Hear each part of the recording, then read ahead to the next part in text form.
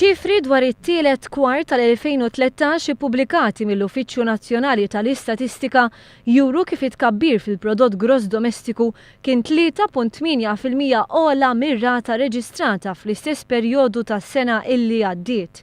Iż-żieda fl-attività ekonomika seħed f'diversi oqsma, mill-istabilimenti tal-akkomodazzjoni u l-ikel sal-edukazzjoni u mis-settur tas-saħħa sax-xjenza u l-komunikazzjoni. Sinifikanti huwa l-fatt li fiż-żewġ kwarti ta' wara l-elezzjoni ġenerali, jiġifieri bejn April u Settembru, ir-rata ta' tkabbir reali kienet ta' 2.6% imqabbel mal-1.2% fl-istess perjodu tal-2012.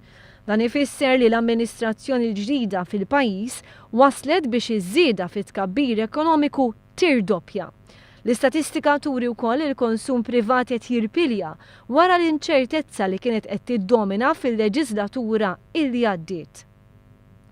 Fiż-żewġ kwarti ta' wara l-elezzjoni ġenerali kien hemm żieda ta' 0.8% fil-konsum, imqabbel ma' tnaqqis ta' 1% li kien hemm fl-istess perjodu tas-sena illi għaddiet.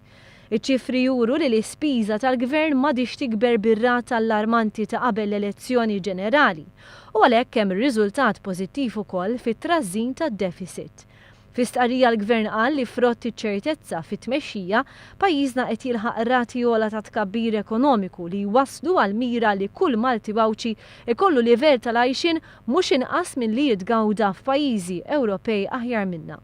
L-istatistika hija xhieda li l-politika ekonomika ġdida ta' dan il-gvern qed tgħin lil Malta biex timxi l quddiem billi tisbaħ il-potenzjal tagħha u tattira leha aktar investiment illi jkattar ix-xogħol.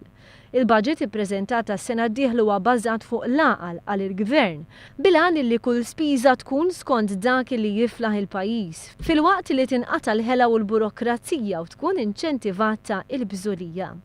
Il-gvern tem jgħid li b'din il-politika ta' ċertezza se jkollna Malta aktar b'saħħitha u Malta aktar ġusta.